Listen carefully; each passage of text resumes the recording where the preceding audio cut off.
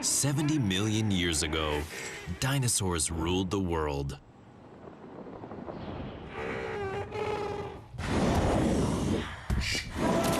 Tyrannosaurus rex, Triceratops. They fought battles to the death.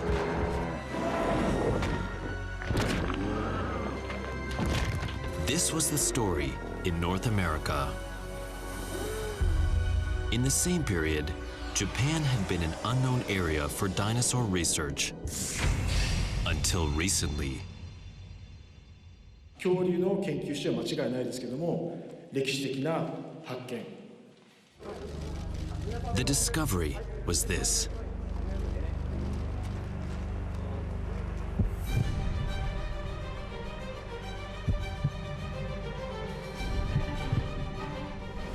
A nearly complete fossilized skeleton of an 8-meter-long dinosaur. It's a once-in-a-century find, rare, even by international standards. Scientists named it after the town where it was discovered, Mukawa, and nicknamed it Mukawaryu. The skeleton of Mukawaryu is a terrific discovery.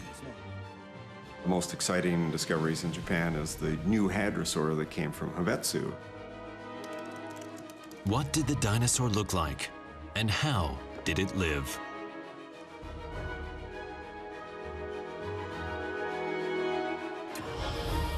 Researchers recreated Mukawaryu using the latest imaging technology.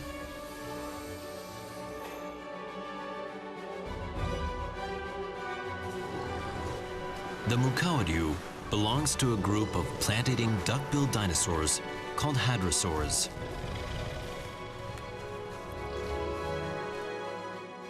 This dinosaur represents an important key to Japanese dinosaur research.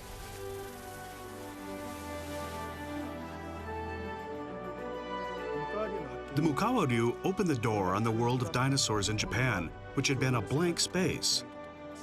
A new field of dinosaurs unknown to everyone is emerging.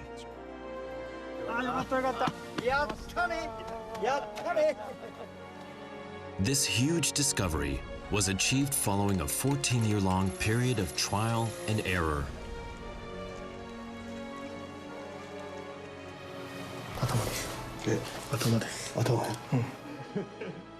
NHK cameras closely followed this drama step by step for a number of years.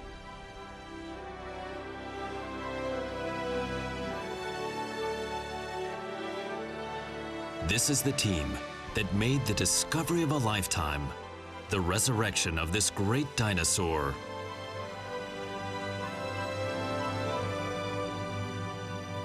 Come witness the amazing adventure story of the Mukawaryu.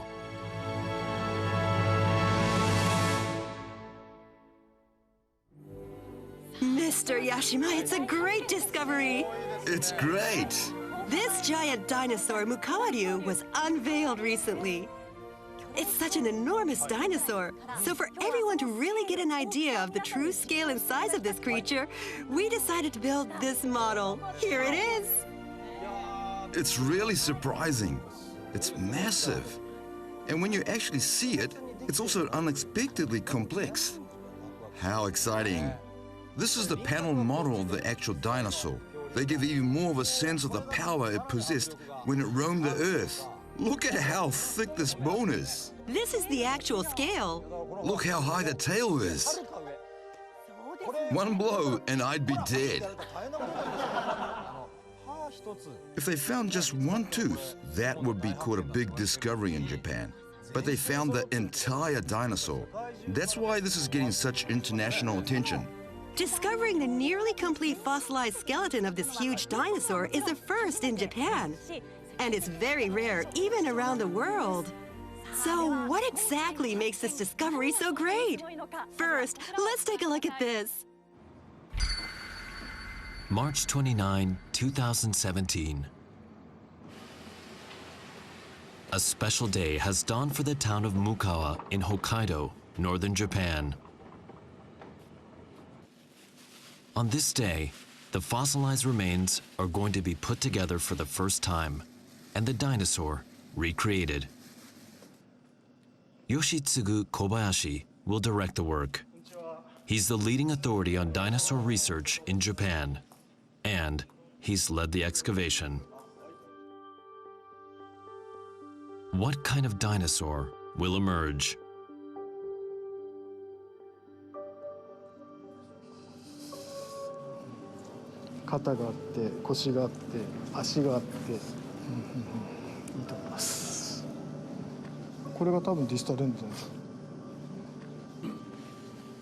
From the shape of the bones, they can determine which part of the body they belong to.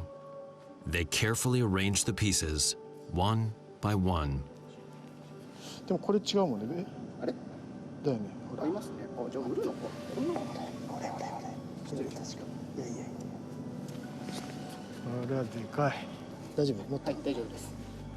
The big pieces can weigh more than 10 kilograms.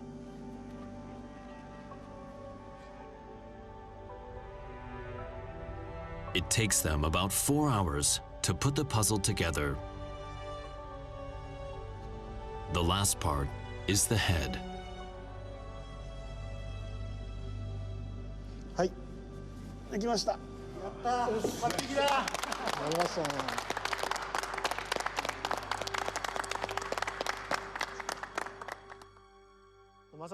I had always hoped something like this would be found in Japan, but honestly, the skeleton is more than what I had imagined. This is the first time that such a big dinosaur has been so completely pieced together in Japan. The news about the Mukawaryu raced throughout Japan in a flash. The foreign press also reported on the discovery. What surprised experts the most was that enough bones to map out the entire body were found.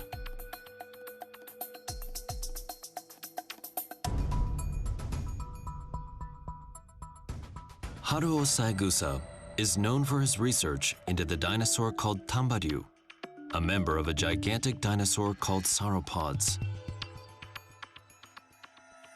The Tambaryu he excavated is considered one of the greatest discoveries of fossilized bones in Japan.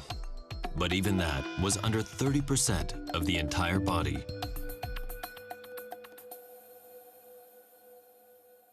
You may think that less than 30% is small, but that is a lot in Japan.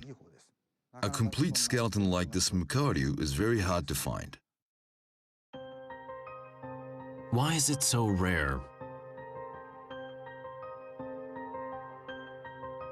For example, the dead body of a dinosaur would have been quickly scavenged by a carnivore.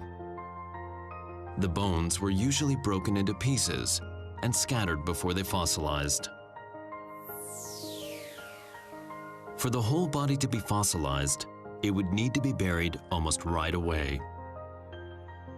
If the corpse had been buried, the entire body could have fossilized in due time, but that alone is only one part of the equation. Some crustal movements would be required to bring the skeleton toward the surface again. However, that brings other risks. Wind and rain can erode exposed bones.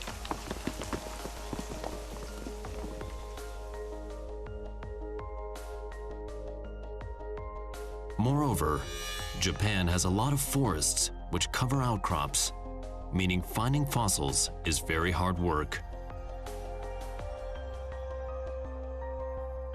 Because of all those conditions, almost all of the dinosaur fossils discovered in Japan have been only parts of a skeleton.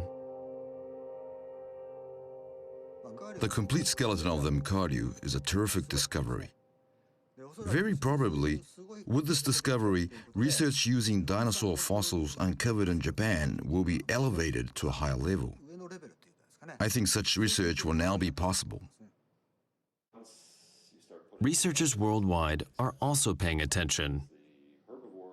Philip Curry, a widely known paleontologist, is one of them. Hadrosaurs, of course, are animals that were pretty much universal across the northern hemisphere, but we don't know how closely related they are to the ones of North America. We're very curious as to what we can learn about the anatomy, the relationships, and how the dinosaurs, in fact, were moving from one region to another. What kind of dinosaur was the Mukawaryu?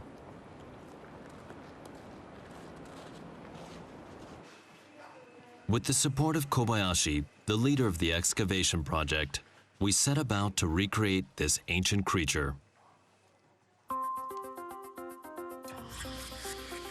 With the entire skeleton as the base, its flesh is added. But rebuilding its body was not the only challenge in resurrecting the Mukawaryu. What kind of daily life did the Mukawaryu lead? We looked for clues in the fossilized remains. This is one of the Mukawaryu's teeth. The colored area represents the surface that chewed food, which is flat. We compared it with the sharpened teeth of the meat-eating Tyrannosaurus. The difference is clear. Mukawaryu was an herbivorous dinosaur. The proportions of the body shape also drew attention.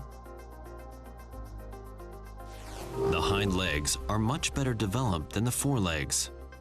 How did the Mukawaryu use its legs?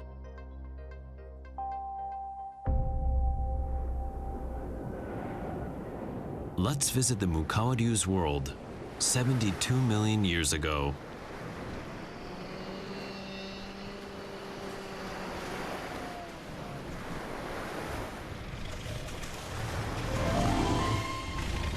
This is what the Mukawaryu may have looked like.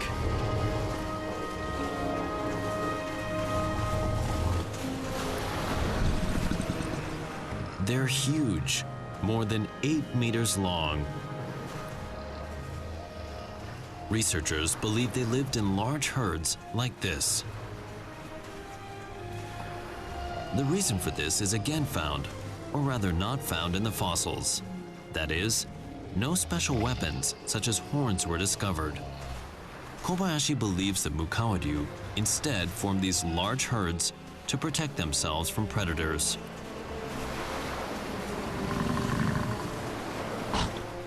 However, securing enough food for such a large herd was a serious problem.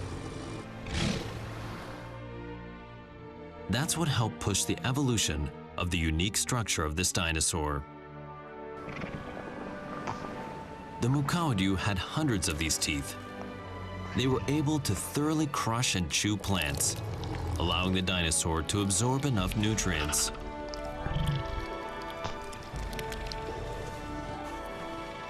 In addition, the herd had to keep moving to find food. They couldn't afford to overlook vegetation growing at higher places. That's when the Mukawaryu's long hind legs came in handy.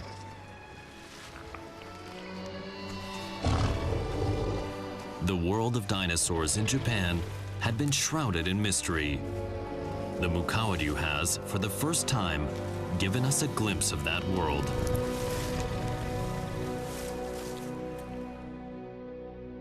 That was great. The CGI revealed to us how they lived. That was amazing. It seems they lived in herds. Well, now we have one of the leading players in the discovery of the Mukawaryu. This is Professor Yoshitsugu Kobayashi. Great to have you here. It was a great discovery. Thank you very much. Today, Professor Kobayashi has brought a valuable fossil of the Mukawaryu for us here in the studio. Here it is, right here. Can I touch it? Yes, go ahead. A modern man going to touch a bone from 70 million years ago. Here I go. Wow. It feels denser than I thought it would. Yes, it feels like a rock. What part of the body is this? Well, it's actually from the skull. How should I explain? The one right here. It's the bone from the back of the head at the corner. Now I'm the one being analyzed. A bone from the skull. A little different. Without the entire skeleton, is it difficult to recreate it in CGI? Dinosaur fossils have been found all around Japan, but they've just been one tooth or several bones. In many cases, we had to refer to dinosaur skeletons found overseas, but in this case, we were very lucky to find many pieces of the skeleton. We were able to work out the Mukawaryu's actual form from these fossils. So the Mukawaryu has provided us with exact information about itself? That's right. You said that this discovery has essentially filled in the blank area. What exactly do you mean? When we talk about dinosaurs, everyone knows about the Tyrannosaurus or Triceratops, for example. We imagine the dinosaurs in North America. But during the same period as the T-Rex, not much is known about dinosaurs that lived along the coast of Asia. That was the blank area. That's why we can say the discovery of the skeleton of the Mukawaryu was really such a wonderful thing. And of course, we should definitely point out here that this epoch-making discovery of the Mukawaryu wasn't something that happened overnight. I see. Mr. Yashima, in fact, the first fossil discovered was only part of the skeleton. Is that so? That's right. But you're always talking about the whole skeleton. Yes, the first part discovered was the tail. That's why you've been carrying around that pole. That's right. The part of the tail they found is around here. Up to there. Actually, we should note that they discovered the tail 14 years ago. 14 years ago? That's how much time has passed. So during that period, what kind of drama happened? Let's take a look. First, we're going to meet the two people who made the initial discovery.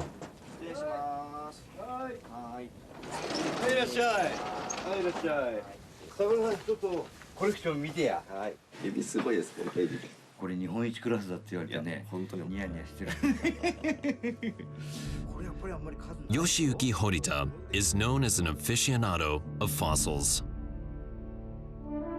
He has thousands of them, particularly of ammonites and other marine animals.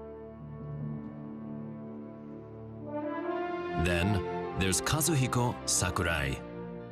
He's a curator at a local museum. Horita and Sakurai were the ones who came across the Mukawaryu's tail one spring day. We asked them to reenact the scene at that time. However, この服ならダメだもん。ジャンバー着ないとダメだ。あ、そうですか。じゃあ当時の格好でちょっと。Horita changed into some of the clothes he wore at the time.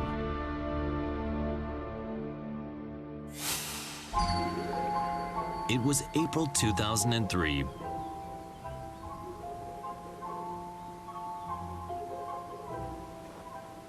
Horita was taking one of his daily walks in the hills to recover his strength because he had been in the hospital for a long time. Something caught his attention.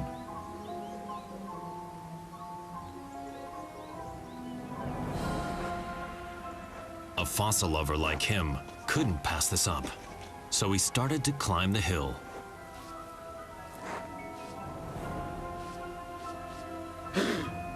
Then he found what looked like a fossil.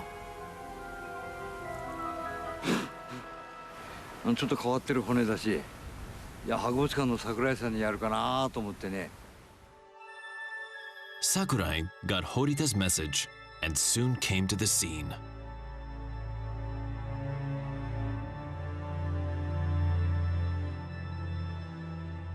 This is the photograph of the fossil. They were enthralled by what they saw. The black area is the fossil, with rocks surrounding it.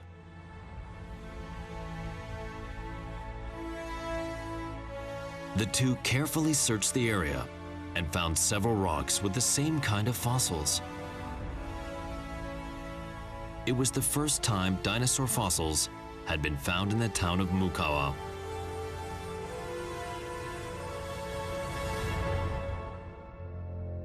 But Sakurai did something unexpected. He took the fossils back to the museum. Then, he put them away in the storeroom.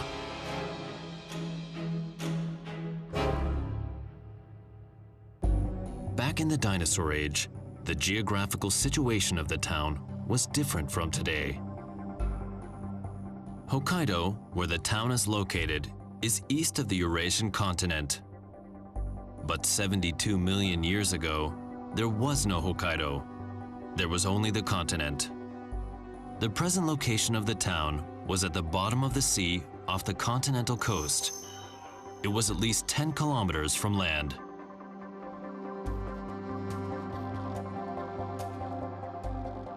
Evidence of this is displayed at the museum. It's a large marine reptile called a plesiosaur.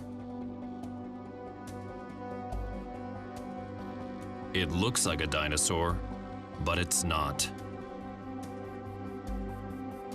You can see its paddle-like limbs.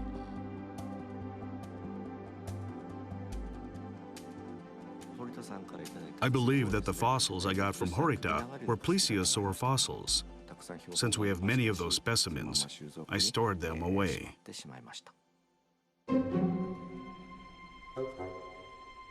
As a result, the dinosaur fossils were left there for 7 years.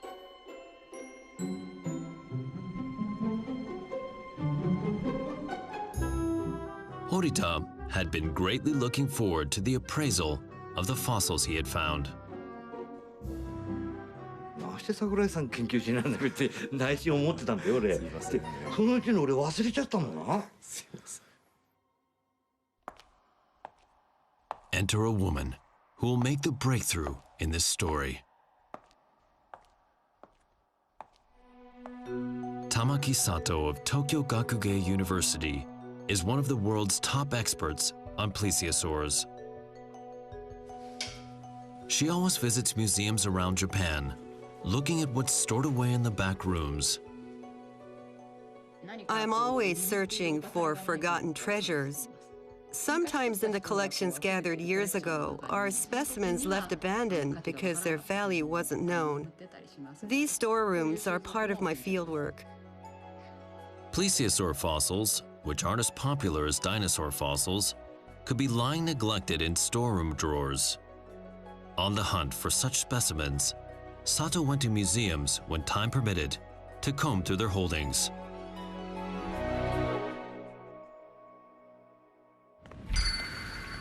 That's how, in 2010, Sato visited the Hobetsu Museum.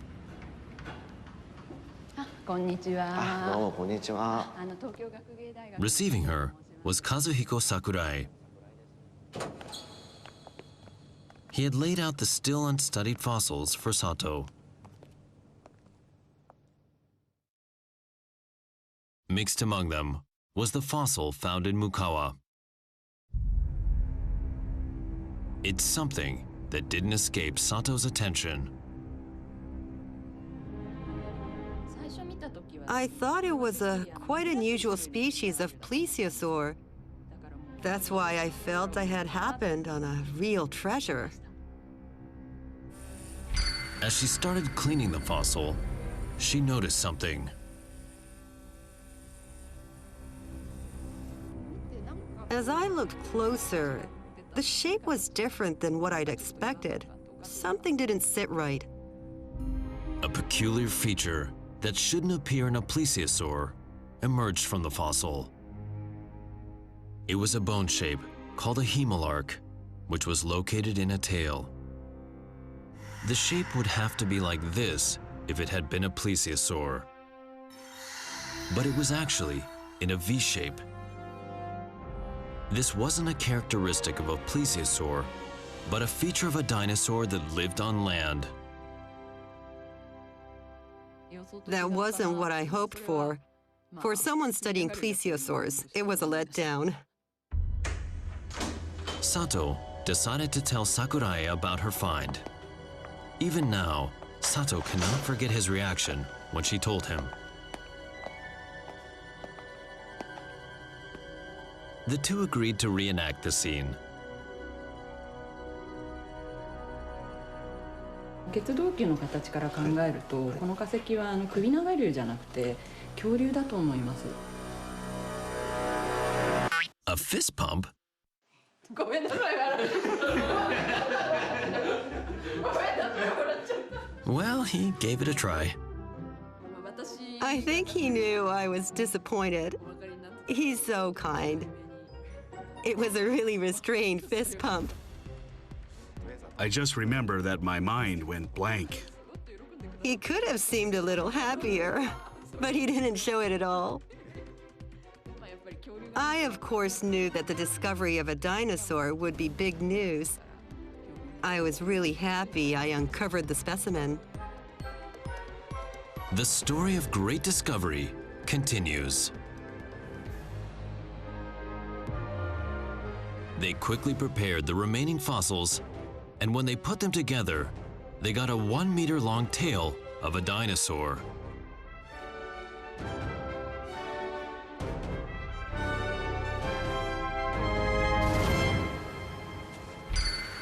Sakurai requested an immediate appraisal of the dinosaur tail by an expert at Hokkaido University. That was Yoshitsugu Kobayashi. Kobayashi was stunned by the photographs of the fossils. I knew right away it was a dinosaur. The fossils were in such good condition, I had to see them with my own eyes. I immediately sent a message asking if I could visit him the next day.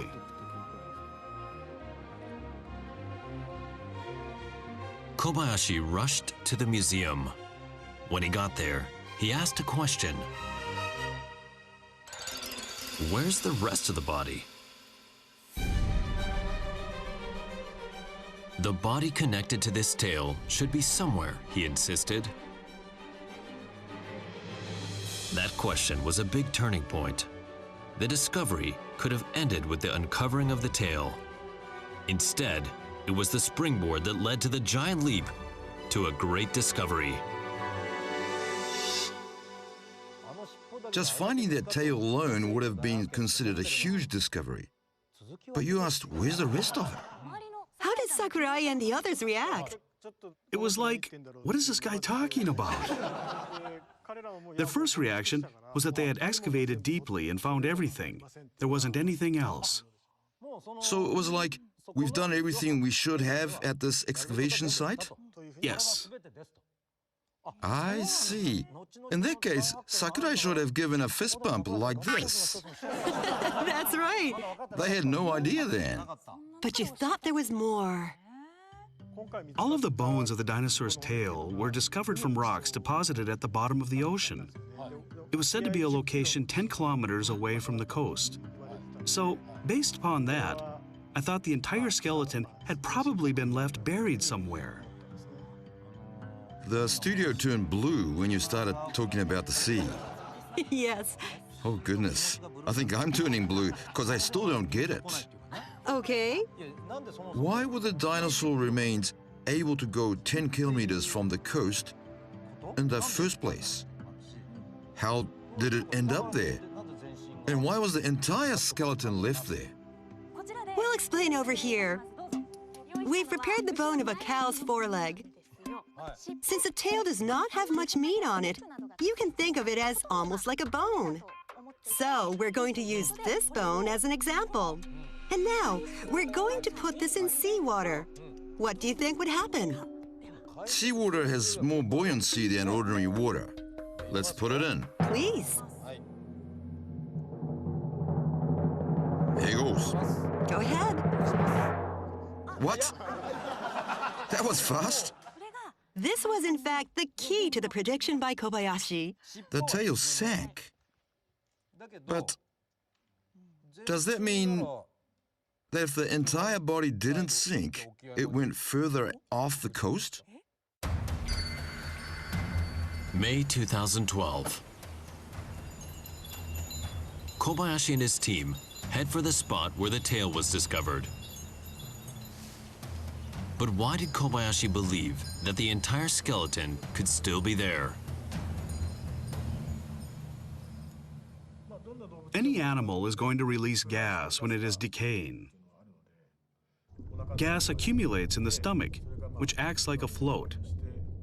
I presume that the body floated through the water and was carried offshore, farther away from the coast. If there was only a tail, it wouldn't have floated 10 kilometers from the coast. But if there was an entire body, it could have floated and traveled the entire distance.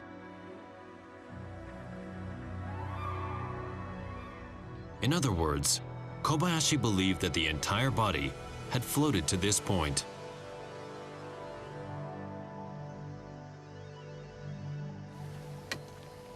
In order to verify his theory, Kobayashi began to investigate.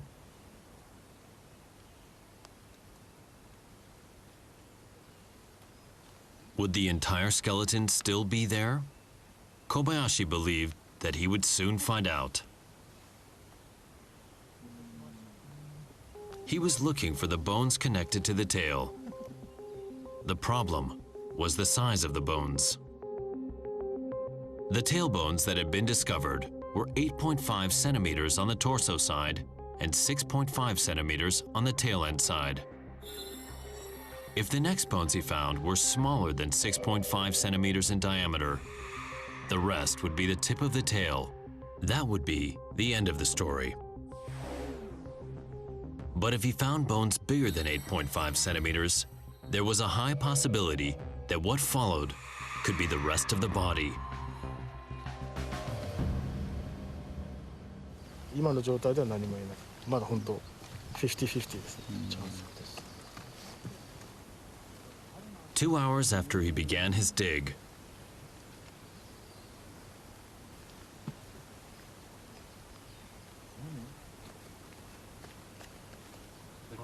茶色だな。あ、出た。骨だ。あ、骨だ。骨だ。俺こっちから見て。あ、よかったよかった。やったね。やったね。 the diameter was 9 centimeters. After his first sighting, Kobayashi pulled back his face and again looked more closely.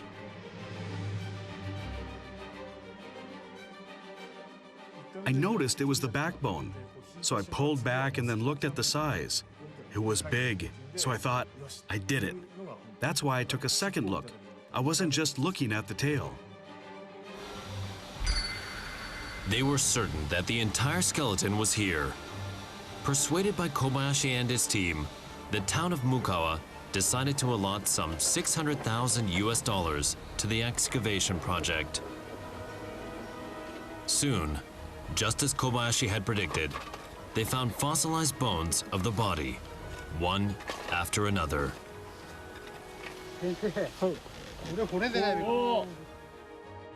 More bones from the tail. On this day, they made another big discovery. They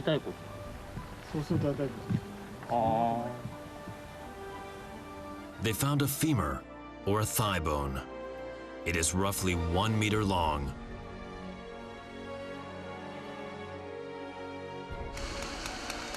They kept finding more and more fossils, a huge number of them. How big would this dinosaur be? The team's expectations continued to grow. After that, they started the process of cleaning the fossils. They carefully scribed away the stone around the area to extract fossils.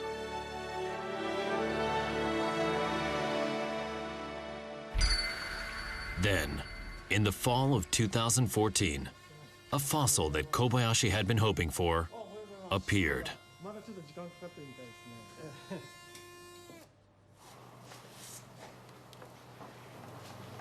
頭です。頭です。頭。うん。あ、よかった。 What they discovered was part of the jaw. They had finally found the head, the most important part. やった。万歳。 Then came the big day.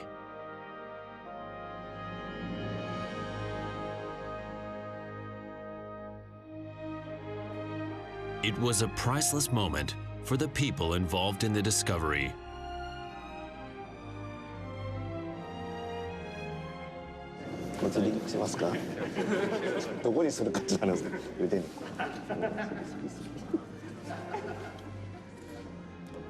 I'm really happy that the whole skeleton has been put together like this. I'm surprised. I never thought the head would be there. It's amazing that a skeleton like this exists in Japan.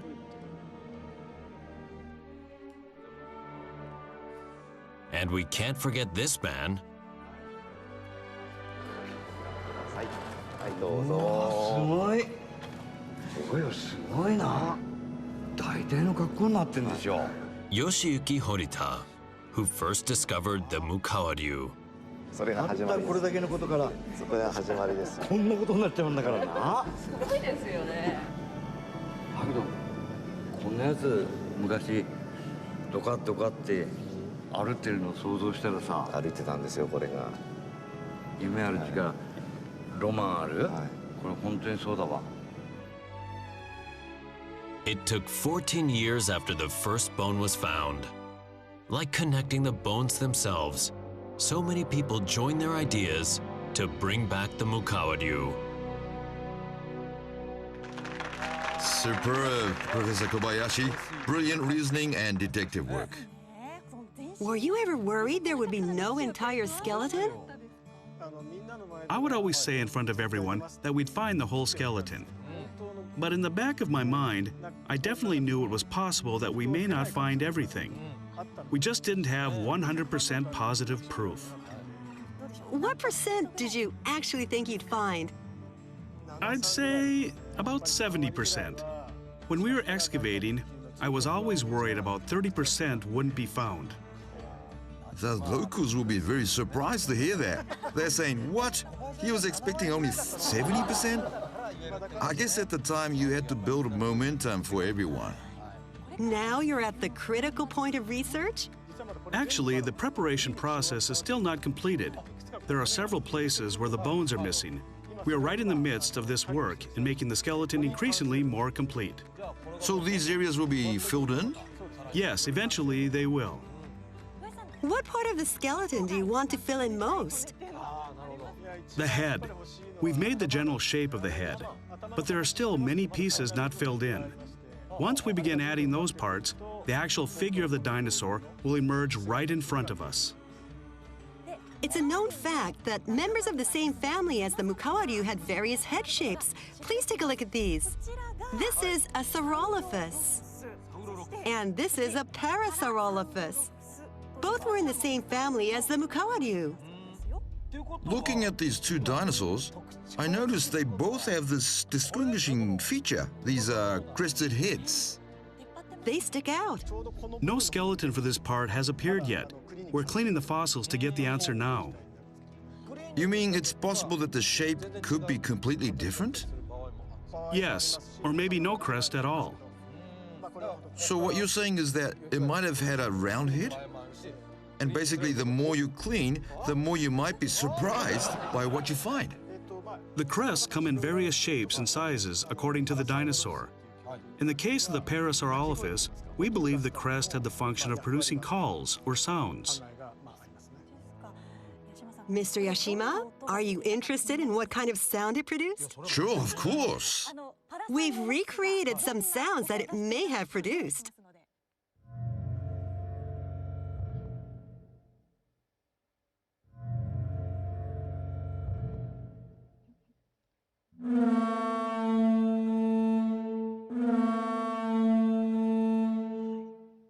I guess the sound comes from this long shape. It's unexpectedly a low, bellowing sound. Yes, it's very much a low tone. Probably the dinosaur sound was used for communication with others. Where will the research go now?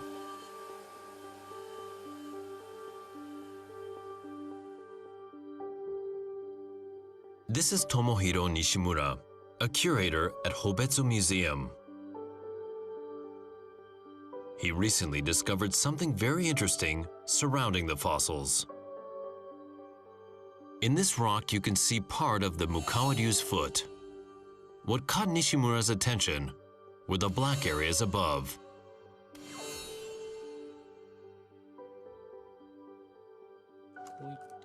These black areas we see here are fossils of vegetation, of wood from land. That's fossilized wood? Yes, the blackish part is wood. Therefore, it's possible the Mukawaryu and these wood fragments traveled together and ended up in the same place. Normally, such wood fragments wouldn't be found in the seabed layer. From that, Nishimura formulated a bold hypothesis about the last moments of the Mukawaryu.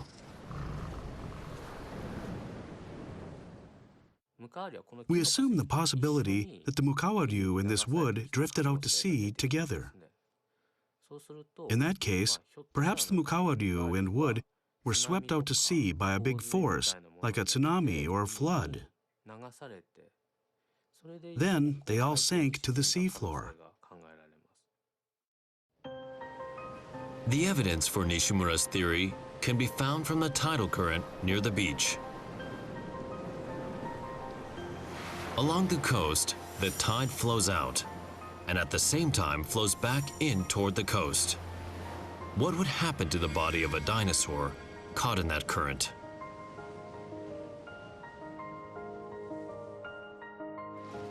We conducted an experiment to recreate the flow of the sea current. We used this dinosaur model. It flowed out offshore at first, but then it again flowed back to the beach.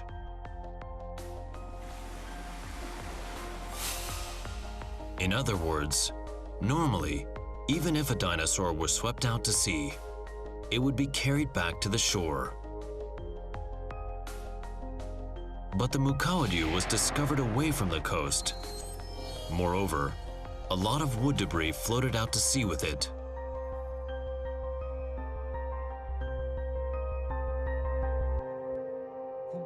I think the reason this dinosaur was carried so far out to sea was likely because of some river flooding, or there's a chance it could have been caught up in a tsunami. If we can go further and determine whether it was a flood or a tsunami that swept away the dinosaur, that would be compelling. It would also be very significant.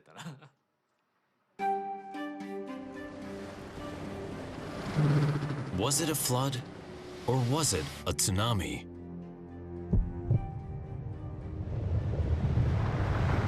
In any event, it's believed that the Mukawaryu was killed in a great natural phenomenon of some kind.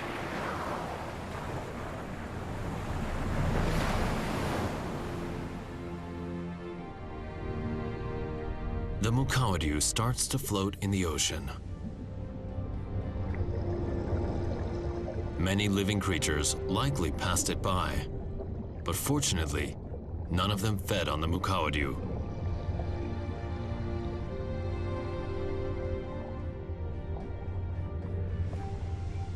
Then, after floating around 10 kilometers out to sea, the gas in its stomach dissipated.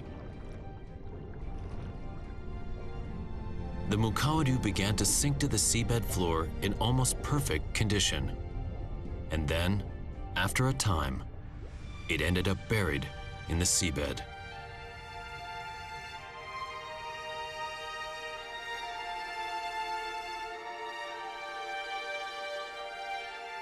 Eons passed.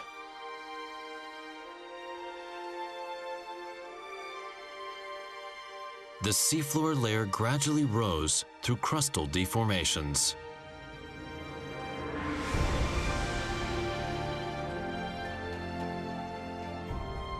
The spot rose and became low mountains in the middle of Hokkaido.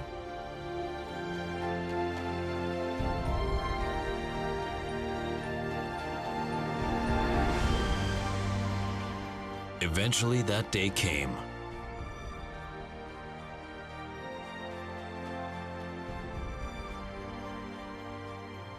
72 million years later. The Mukawaryu appeared before the human eye for the first time ever.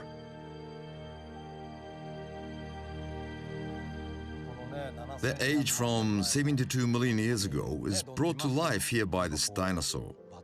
This sort of connection to present day is truly miraculous. All around the world, people discover fossils thanks to a variety of miracles. I have come to realize that we can now see these pieces of history because of these. The Mukawaryu was a great discovery. What value do you attach to it? I truly think that this will open a new chapter in dinosaur research history here in Japan. The long-held idea that a complete skeleton of a dinosaur wouldn't be found in Japan has been shattered for good. Therefore, we hope that more discoveries like this could be made in the future.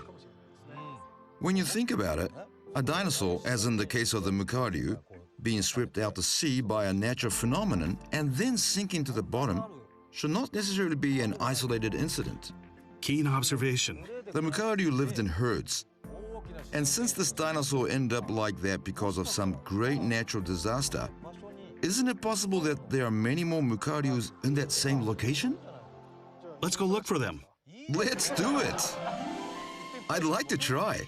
In fact, doing so would open up more possibilities. Children who would like to spend more time studying and researching dinosaurs will now be able to have bigger dreams. That's really true. These dreams and possibilities will keep getting bigger.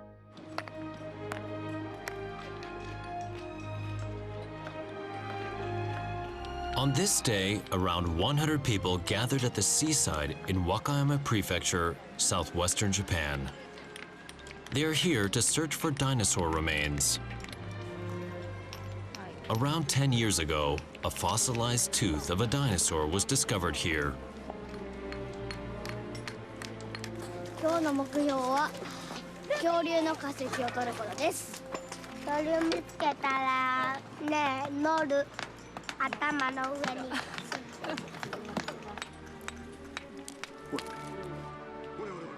Today, the picture of the dinosaur period in Japan is becoming clearer. In Hyogo Prefecture, the remains of a carnivorous dinosaur, thought to be an ancestor of the Tyrannosaurus rex, were discovered. Also in Gunma, a curious fish-eating dinosaur was found. Plus, we can't forget the huge Tambaryu.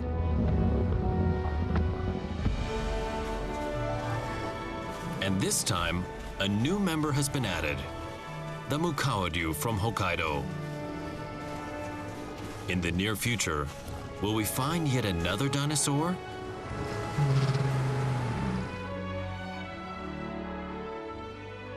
We certainly will, as long as there are people in Japan who keep dreaming.